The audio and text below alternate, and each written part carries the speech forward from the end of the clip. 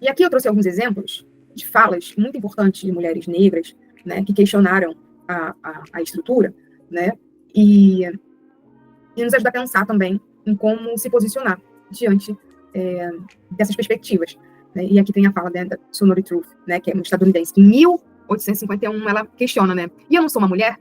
Porque ela percebe que tem um tipo de tratamento diferente, né, na realidade social dela, em que ela nasce escravizada, e ela percebe que as mulheres estavam tendo, né, e as mulheres brancas estavam tendo um tipo de tratamento que não era o mesmo que ela recebia. Por quê? As mulheres, né, brancas estavam fazendo reivindicações por direito ao trabalho, direito a estar em espaços que dentro de casa elas não conseguiam ter esse lugar, né, de direitos para governar a própria vida.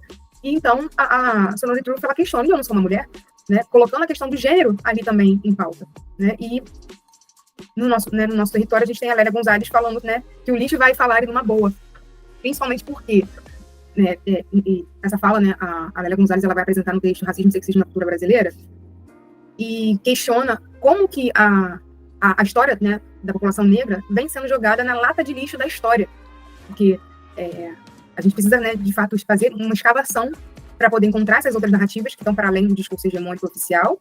E quando ela diz, né, o lixo vai falar numa boa, é que ela pega esse lugar em que a gente, enquanto população negra, foi colocado socialmente, a nossa história sendo jogada na lata do lixo, e também a gente vem sendo o quê? Terceirizado, né? E ela usa um termo chamado infãs, né, que vem desse lugar em que as crianças não têm um lugar de fala, elas não podem falar, elas são, a voz delas é colocada para os adultos, né? Então, a gente, enquanto população negra, a gente foi jogado no lixo da história e também infantilizado, né? Falado por segundos e terceiros. A gente não teve a oportunidade, o direito a ter a nossa própria voz, a nossa própria narrativa. E a Agatha Spivak também, né, indiana, ela vai dizer ela vai questionar, né, pode a subalterna falar? E ela responde que não, porque na cultura indiana, né, durante muitos anos, isso agora foi proibido, mas ainda tem lugares que exercem um tipo de violência contra as mulheres, que as mulheres indianas, quando ficam viúvas, elas eram imoladas, né? Elas eram queimadas junto aos seus maridos. Então, elas não poderiam ter a vida, né, a continuidade da vida a partir do momento que elas ficassem viúvas.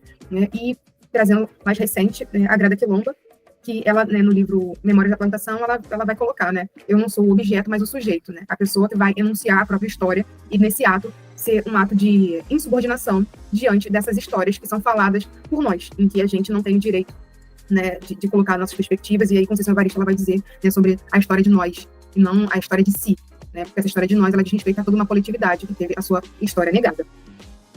Aqui, né, falar como um ato de resistência, né? O falar não se restringe a um ato de emitir palavras, mas de poder existir. Pensamos no lugar de fala como refutar a historiografia tradicional e a hierarquização de saberes, consequentemente da história da hierarquia social. Quando falamos de direito à existência digna, à voz, estamos falando de um locus social, de como esse lugar imposto dificulta a possibilidade de transcendência.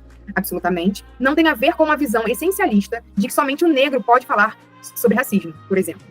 E é isso, entender esse lugar de fala, quando a gente coloca, é pensar na posição em que a gente está situado na sociedade, e que ponto a gente vai estar falando, de que local a gente vai estar enunciando essa história, entendendo que as nossas identidades elas são construídas também socialmente.